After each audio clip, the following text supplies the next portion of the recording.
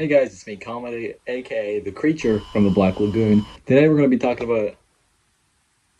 What day is it today? Oh, fuck.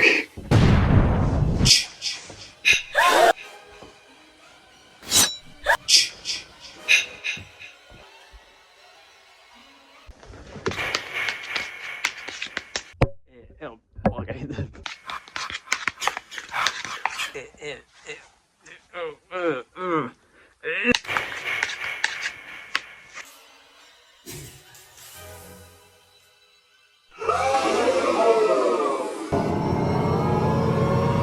Hey, it's me, Jason Voorhees, from the hit slasher series Friday the 13th. Now, Friday the 13th is a very near and dear series to my heart. Obviously, I'm the main character from it.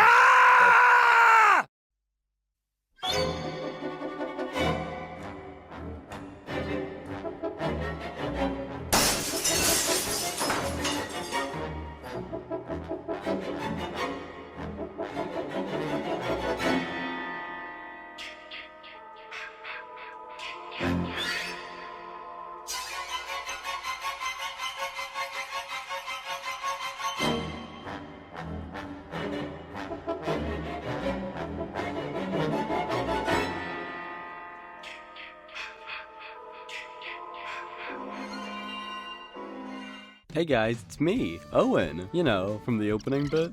I'm here to talk about the first Friday the 13th movie, released in 1980, before all of you were even close to being born. Despite being the first, the original movie doesn't have a lot of the most recognizable parts of the series, like, Jason. Still, I have to respect my elders and appreciate this movie for spawning the most goated slasher series ever, as well as the most goated slasher villain of all time. Doesn't stop it from being my second least favorite Friday movie. Don't worry.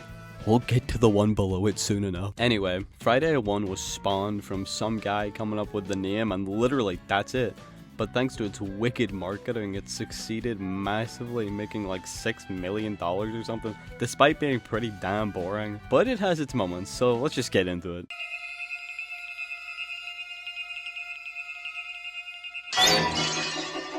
The movie starts with a flashback at Camp Crystal Lake in 1958, where these counselor goons are singing a song before the first deaths in the series. But before that, we hear the most goated sound effect of all time. I always thought it sounded like the fucking Pale King Hollow Knight, I don't know. Anyway, after they're done singing, these two whippersnappers run off to totally bone, which is a big no-no in the series. This guy Loki has a tummy ache and falls over, and this girl gets killed in a slowed down shot that's really fucking funny. You're gonna hear me say that a lot in this movie. There are a lot of moments and shots that I just really find funny because of how they're shot and edited. Like this establishing shot of a diner that goes on for way too fucking long.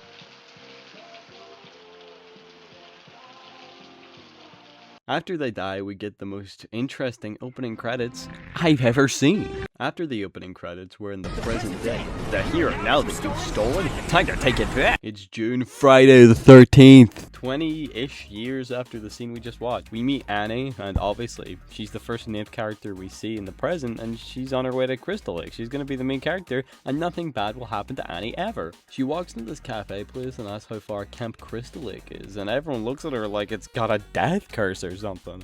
Anyway, this guy Enos gives her a lift. How kind. Name's Annie. Fuck you! And they bump into this crazy character. Good at Camp Blood, ain't ya?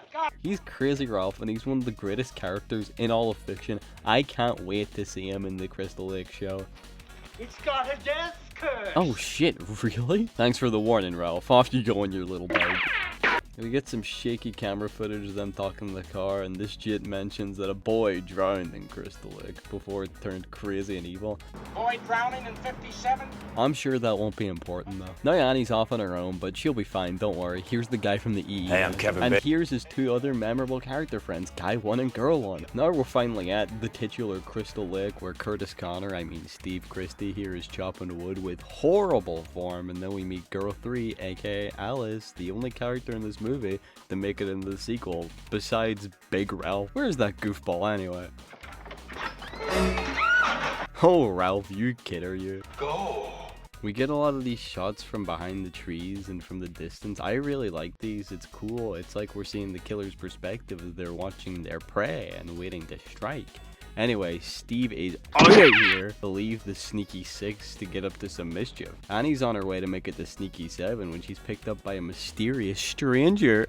Gulp. Now, when I first watched this movie, I just assumed the killer was Jason, even though the killer in the first Friday the 13th is Jason's mother, Mrs. Voorhees. Jason doesn't show up until the sequel. But it's just really funny in retrospect to imagine Jason driving this fucking car because he would just never do that. He's 4 years old. This car is in fact being driven by the killer, however, so Annie gets the fuck out of there and runs into the forest. Unfortunately, something bad does happen to Annie. What? That's crazy talk. Cool makeup effect though. Thanks, Tom Savini. I hope you don't kidnap any snakes. Unlike Annie, the rest of the counselors are only pretending to be dead.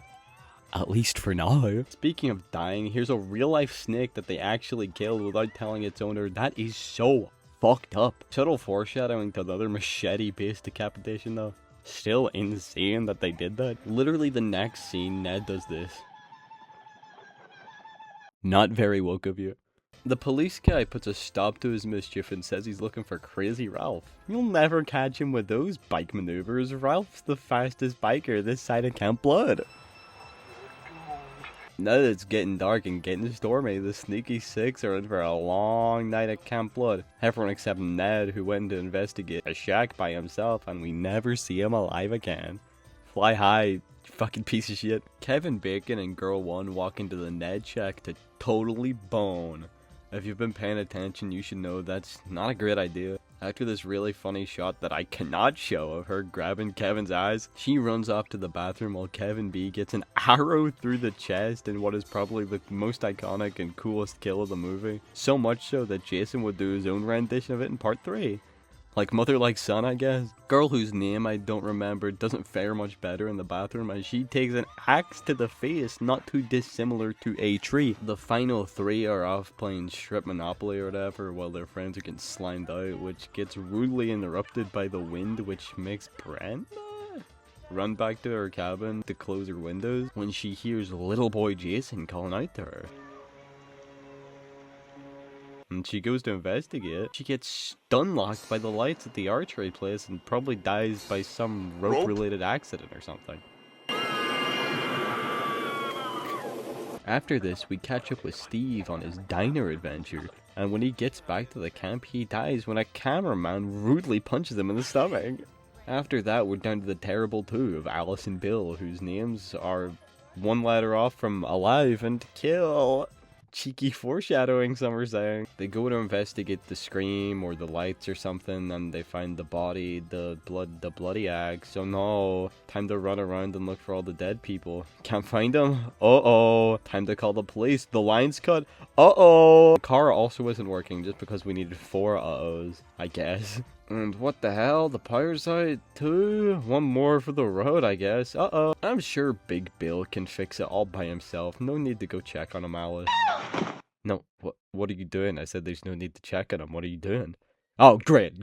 Just great. Well, look what you did now, Alice. God damn it, Alice. Boo! Now that we're done to the obtuse one, I guess, it's time for bodies to come flying through windows and shit. See, I knew Brenda died in a rope-related accident. Don't worry, Alice. I'm sure this nice lady will help you out here. Well, I'm Mrs. Voorhees, an old friend of the Christies. This is Mrs. Voorhees, and she's here to be the only interesting character in the film besides Big Ralph. And surprise, she's the killer. Mommy, kill her. Don't let her live. I won't, Jason. I won't. Double surprise, she's the mother of the little drowned boy. His name is Jason, but he died. He wasn't a very good swimmer. I can't imagine him being much of note in this series. Now that the killer's been revealed, it's time to kick the shit out of each other. Yeah, let's fight in the living room. Let's fight in Crazy Ralph's crazy cupboard. Shit, let's even fight in the mysterious garage. Oh, right in the fingers. Yep, she's dead. Wait, no, she can't be dead yet. I was promised a decapitation, damn it. Alice, rip her head off.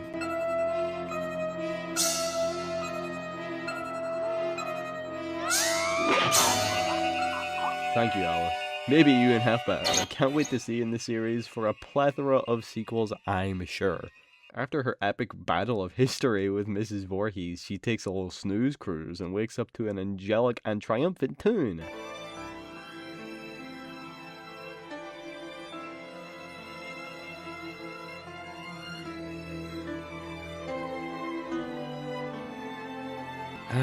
Now we can finally— Wrong! There's a little swamp boy in the water! Little swamp boy Jason was played by Ari Lemon, who seems really proud of being the first little swamp boy. Good job, man. Anyway, after the little swamp boy scare, she wakes up in a hospital implying there was no little swamp boy. Fuck. The officer confirms that— Ma'am, we didn't find any boy. which can only mean one thing. Then he's still there.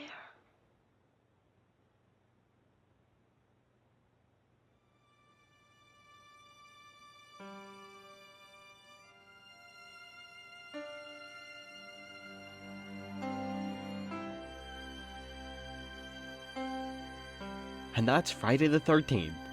One of the movies ever. Despite it not being that great, it did so unbelievably well, which resulted in Big Paramount demanding a sequel pronto. And less than a year later, we would get one.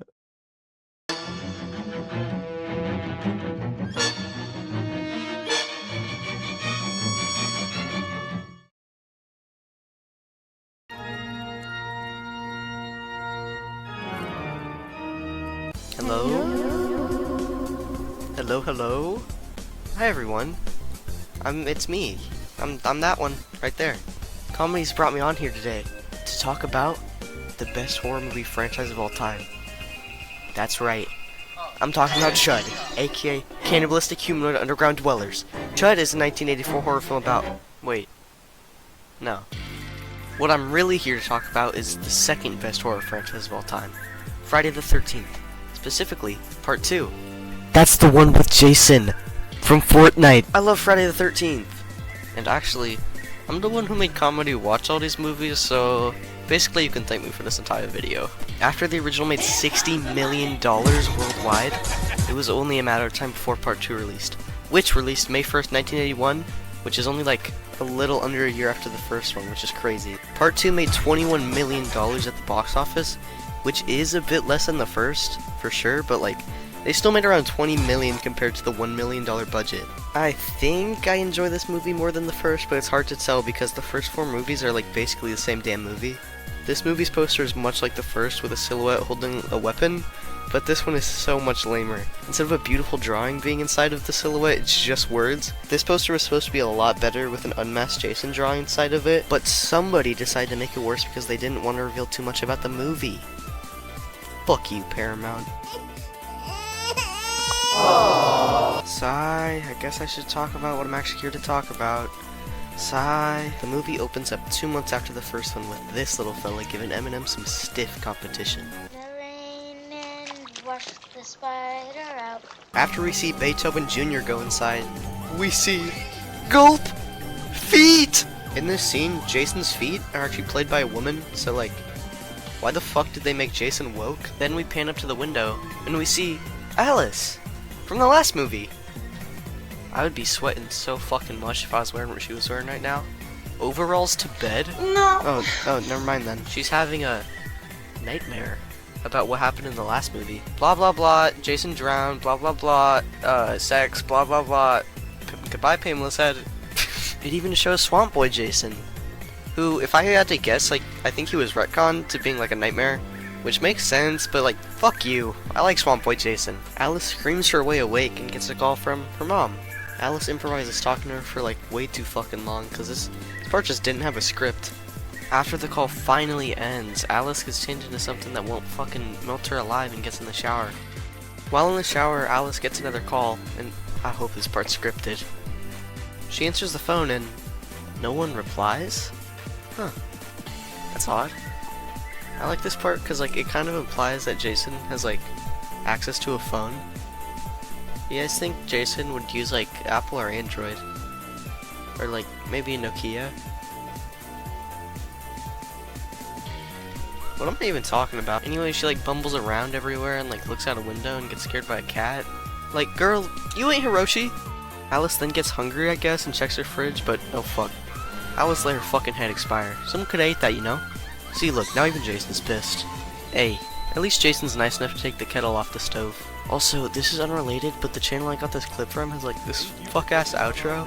Who the hell is this? Hey, everyone watch this. Go show Joe Blow Horror some love. He's doing God's work out here. 5 years later, a truck drives into town. What's more important is the GOAT, Crazy Ralph, returns. And he has a sick-ass bike! When I thought Crazy Ralph couldn't get any cooler, my boy goes mobile. Looks like Sandra and Jeff. Looks like Sandra and Jeff. Looks like Sandra and Jeff.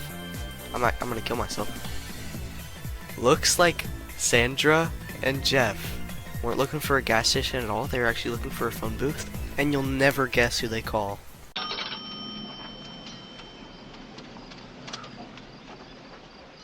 Hey, Teddy Buddy! I touch your boob. What? And then the GOAT, Crazy Ralph, warns them about their foreseeable doom. You're all doomed. You're all doomed.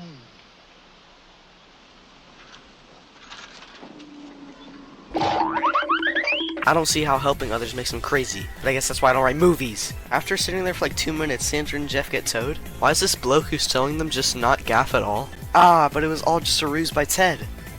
No, this Ted. They are all heading to Crystal Lake, the place where nothing bad has ever happened or will happen.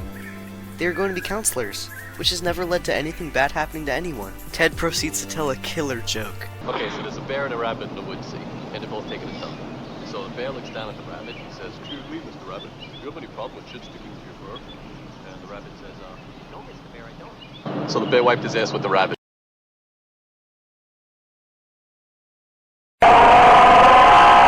The group makes it to the camp where we meet Paul, who is running the camp, Terry, who has a dog named Mark, Vicky, and this absolute pervert, Scott. Shame on you! Then Ginny shows up. She's the main character, who is Paul's assistant and girlfriend. We learn that Ginny majors in child psychology, which will probably lead into nothing. Hours later, everyone surrounds the campfire while Paul is going to give it to you straight about Jason. His body was never recovered from the lake after he drowned. If his body was never recovered, why were my eyes recovering it last movie? Paul tells us that rumors say Jason never actually drowned, that he's been living off the land fully grown and stalking. The girl who survived that night at Camp Blood, that Friday the 13th. He said it! He said the title of the movie! I'm trying to watch something. Ted pops out and scares everyone and then does whatever this shit is. The next day, this police bloke is driving through Crystal Lake when he almost hits a wild Jason. Careful, man. Those things are endangered. Upon spotting someone on the side of the road, he just starts chasing them for some reason. He follows Jason all the way back to his never-before-seen shack. The shack's also never to be seen again after this movie. Hey, this place is actually kind of tough. Jason's even got a pooper. Oh, shit. Dude, bloke! Ah, well, it's not my fault. He never said his name. Then, Ginny and Paul and Ted, and some other characters that aren't important enough to have names, get ready to hit the town. This other crowd stays behind, and this is a Friday the 13th movie, so you know one of them's about to go skinny dipping in what can only be presumed like freezing water. And oh my god, this actual pervert. Can this deviant get the old machete already? Oh, okay. Well, that's the wrong side of the machete. It don't matter. Oh, and Terry dies too, I guess, but I didn't really care about her. I liked her dog and like her fucked up Mickey Mouse shirt. The other group starts conversation about Jason at the bar, and Ginny calls Jason a word that I actually don't think that one's allowed on YouTube. It's the R one. What if there is a Jason? Oh, bullshit. Jenny? No, what if there is some kind of boy or beast? Ginny kind of explains that Jason is kind of just like a child in a man's body, and that like makes him kind of sympathetic, and I like that, and I feel like that fact gets overlooked a lot like in the later movies. Anyway, back at camp, Jeff and Sandra low-key get freaky, but I feel like I should mention now that during the filming of this scene, Sandra's actor was 17. Anyway, Jason kills them both. Looks like Vicky and Mark about to get freaky too, but he gets cut short when Jason sticks a machete in the poor guy's face. This kill gets the golden chainsaw for coolest kill. I love how he falls down the stairs, it's fucking great. Vicky also dies after like 10 years. This is also our first full look at Jason, and he looks fucking cool. I wish this design was used more, but I also like the hockey mask design. Back at the bar, Ginny and Paul head back to camp while Ted stays and he just never comes back. He survives Jason. Good job, Ted. Paul and Ginny find the aftermath of Jason's tremendous evening, and then he pops out on Ginny and Paul, and him and Paul just kind of wrestle on the floor for a bit, while Ginny does nothing, and then gets jump scared by Jason just getting up. Ginny runs around a bit, and she finds... No. No. It's Ralph. Fuck. She runs for a car, which she trapped herself in, but it's okay, because she makes Jason have a crazy wipeout by just opening the car door, and then does some more running, and then she fucking bush camps Jason. Ginny is so goated, I don't give her enough credit. After that, she runs into a cabin and hides under the bed. This shit copying Granny! This tough-ass rat tries to make friends with Ginny, which I guess is really surprising to her. Okay, Jesus Christ, Ginny, it's a rat, calm down. Jason fakes out Ginny into thinking he's left, but fucking messes it up because the chair he was standing on broke. And he broke his pitchfork! I love how Jason's just a big fuck-up in this movie. He can't do anything. And look how frightened he is of Ginny's chainsaw. Ginny copies Granny again by stunning Jason and making a getaway to Jason's shack. God damn it, Ginny. Ginny stumbles upon one of the most iconic moments in the series, which is never really brought up again. It's Jason's shrine. While Jason's breaking into his own damn house, Ginny uses some of her child psychology knowledge and dons Pamela's sweater to try to trick Jason. Jason! It's all done, Jason. You've done your job well, and Mommy is pleased. That's a good boy. Now come to Mommy.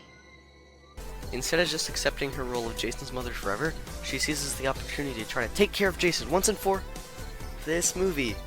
It almost works, but Jason catches on by seeing Pamela sever her head behind Ginny and aces his quick time event and blocks Ginny's machete. Then Paul shows up and starts wrestling with Jason again. Jason gets the advantage on Paul, but oh Jason, there's always a bigger fish.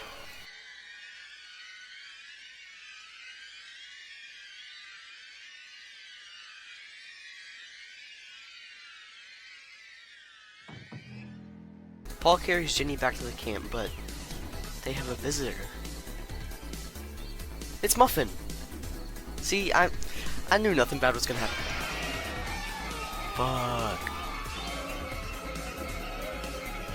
Jason with hair is kinda weird, I'm not used to it. But this scene is also probably like a dream sequence like the last film's ending was. Next thing we know, Ginny wakes up and is being carried away in an ambulance. And we just don't fucking know where Paul is. And Pamela's head feels the need to have a wide shot onto her face for some reason. And that was Friday the 13th Part 2. This movie gets 8.5 Pamela severed heads from me, out of 10. Yeah. Goodbye!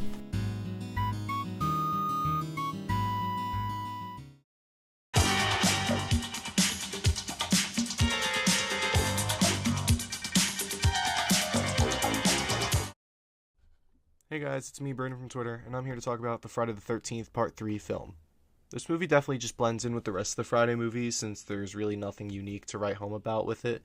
Nothing really stands out or is that unique. Some teens go on a camping trip, Jason shows up, kills them, one survivor gets away, heavily traumatized, ends on a cliffhanger, you get the drill. But even though this movie isn't too unique, it still has its own merits. The soundtrack is pretty intense and good. It's heavy when it needs to be, and silent when it needs to be, and sets the tone of certain scenes just right. This movie also has some really solid jump scares. Either that or I just get startled way too easily. However, I really do think a lot of the scares are, I would say at least, pretty well done and actually caught me off guard.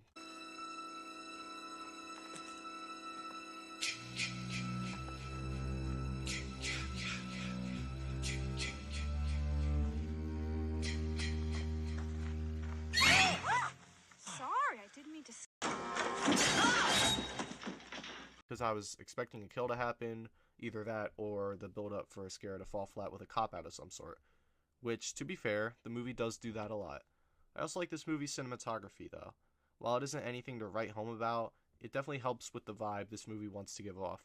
I do like how in the first half or so of the movie there are creative ways to hide Jason's face, but then they just show it freely later on, so what was even the point?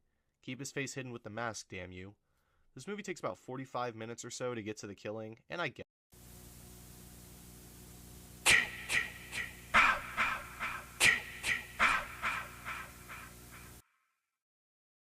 We need world building and stuff, but does it really help if the entire main cast is unbearable and annoying and half of Jason's victims exist as kill filler? However, when it does actually get to the tense scenes and kills, it's actually really good. The kills are fun, very brutal. Who are you? What are you doing? Hey, now cut that out right now. That's not funny.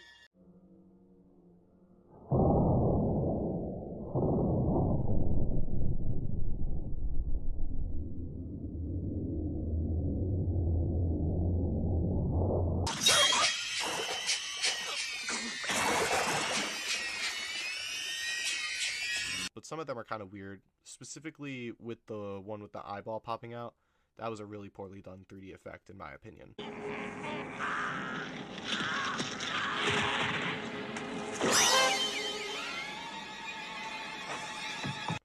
Although I do understand, it was really just meant for theaters. Although, when I said the cast is unbearable, I do mean it. They are so annoying and exist for sex and joke purposes alone. They get literally no development at all outside of the final girl. It honestly makes me wonder if Jason is that bad of a guy after all. Kidding, of course. But I do wish this movie had a step up in its script. A lot of the dialogue in this film also just sounds so robotic and dull, but sometimes the acting is good. Like when the characters need to look panicked or scared. I also really like the practical effects with some of the kills. Particularly the final girl's boyfriend, whose name I just can't seem to remember. When his body gets thrown through the window, it looks super cool.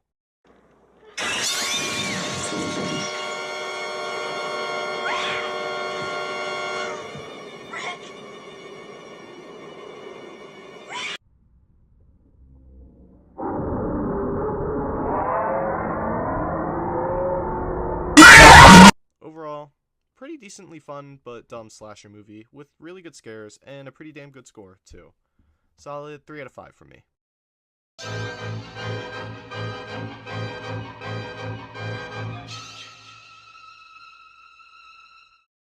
Hello, Internet. I'm your host, This Didum. You may know me from some hit videos on the interweb, such as Making a One Piece Guy Gets JoJo Stands and The Youngest Person Ever, featuring Stinger Flynn. So I'm a pretty big deal in case you couldn't figure that out. I'm covering the 4th part of the Friday the 13th franchise called Friday the 13th, the final chapter. They were on their FNAF 4 shit when making this, I guess. I'd say this movie's actually pretty good, considering the fact it's one of the earlier entries, because the first 3 they're pretty rough. I'd even go as far as to say this is the standard for what a Friday movie should be, full of teens, sex, and the big J-Man himself. Now, let's move on to actually talking about this damn movie. This movie was produced by Frank Mancuso Jr. in his 3rd time working on the franchise, and directed by Joseph Zito, his first and only time working on a Friday film. Jason himself was played by Ted White, who would go uncredited, and his only time playing Jason, having rejected playing in Part 5 and Part 6. This installment also marks the beginning of what I'd like to call the Tommy Jarvis trilogy, as the 2 movies after this will, for once, actually have a character that goes from one film to the next. This is the 2nd longest Friday movie at this point, with a runtime of 91 minutes. While like all these movies are basically the same runtime, we also got that damn poster. Oh my fucking aura, dude. Look at this. The actual image in the poster is so inaccurate to what happens or has happened, but goddamn, that's a tough poster. That's enough dilly-dallying. Let's get into this damn movie. This movie starts with some classic exposition about who Jason is, what happened at the camp, all that fun stuff. After that little campfire talk, we go to the ending of the last movie and go to Jason's body at the barn, with some guy saying how 10 people died. I'm gonna need Dead Meat James to help count these kills real quick. Time he got 7 kids and 3 bikers. Yep, that's exactly what I got. Damn. And how they also got Jason. What an idiot. They take him over, and after getting freaky right in front of Jason, he goes and gets the first 2 kills of this movie. You know what? I don't really feel like describing every kill in this movie. Quick little kill count, let's go. Axel, Morgan, Hitchhiker, Samantha, Paula, Terry, Miss Jarvis, Jimmy, Tina, Ted, Doug, Sarah, Rob, and the last one is a secret. Oh, that took a lot out of me. Where did I leave off? Oh yeah, then we go meet the Jarvis family and our cast of teenagers who are gonna die. Oh yeah, spoilers, all of them die, as I just showed you. All the characters except for like the Jarvis family and like 2 of the teens get no characterization. They just exist to be killed. But I gotta admit, Some of these kills are pretty sick. The teens then move in and get up to some wacky hijinks like skinny dipping, dancing, skinny dipping, fucking, all the typical stuff teenagers do. The only thing they missed out on was doing some good old Fortnite. To be honest, outside of what I just described, nothing else really happens in this movie. Sure, some characters like, what was his name? Oh yeah, Ted, who gets high while watching old porn, get to do something. But that's just because he ain't getting no pussy. Unlike the dead fuck Jimmy, who you might have guessed ain't a dead fuck. That's like one of the only jokes they have in the movie. But if that's how every joke was gonna be, I'm fine with that being the only one. After all the teens get killed one by one for like 30 minutes, we finally get into the final act with Trish, Rob, and Tommy. They manage to loop and poop him like he's in Dead by Daylight pretty good. They even get TV Man from Horror Skunks to cameo, but unfortunately, Jason's just too strong. No one can stop him. Rob even sacrifices himself, and if we know he dies, he keeps yelling, "He's killing me! He's killing me!" According to Dead Meat James, who would never lie to me, his sister was in part 2, so like, I guess he has some motivation, but we can't have continuity in Friday the 13th. We gotta kill him. After that, we have a big run from Trish. You know, you run around the location and look at all the bodies Jason also set up for this elaborate sequence, and ends up heading back home where the big T-Man is, who, in order to mind game Jason, I guess, with some newspaper, shaves his head to make him look like Swamp Boy Jason. And Trish ends up slashing his mask off. This is like the 3rd time in the series, and it's gonna happen like every time there's a movie. Then Tommy slams the machete into his face. Oh my god. Jason just like slumps over and he does a really cool face slide down the machete. And like, oh, he's dead, but then his fingers twitch and Tommy starts just swacking on him. Oh my god. This scene is far too gory for YouTube. So we have the internet celebrity Cronicry to do a 1-to-1 reenactment of the scene. Oh, there's a machete in my face. Oh, ow. Ow, ow. So yeah, Jason does actually die in one of these movies. We have a scene in the hospital, unlike other movies when there's a little jump scare at the end of Jason. Our bald T-Man just stares at the camera and the movie ends. So that was the movie. Jason died. This is probably why it's called the final chapter, if I'm gonna be honest. I heard from a very reputable source that they killed Jason in this movie because Mancuso didn't want to make any more Friday movies. Our next host will probably go more into detail about this, but we get this guy called Roy for part 5, and he's pretty cool. So that's nice. What did I say? This movie's really good. This was the first Friday movie I watched. I think it's a better introduction than the first one is. Feels much more like a Friday movie than the first 3 do, and all the traditional items that make up a Friday movie are here. If I had to give it a rating, I'd say a 7 out of 10 is warranted here. I do want to mention that I'm probably a bit biased in that, but I really do think this is a good movie, and it's an amazing Friday movie at that. Just remember, I've been your host, this dude dumb, and now it's time to watch Friday the 13th, part 5, A New Beginning. Not today, Raul. Hello. We were supposed to do a new beginning in this episode, but I got sick. So instead, we're doing a new beginning next month, March 13th. 6 movies in 1 video. Gonna be like 40 minutes at least. So yeah, it's gonna be awesome. It's gonna be goated. That's it. Bye.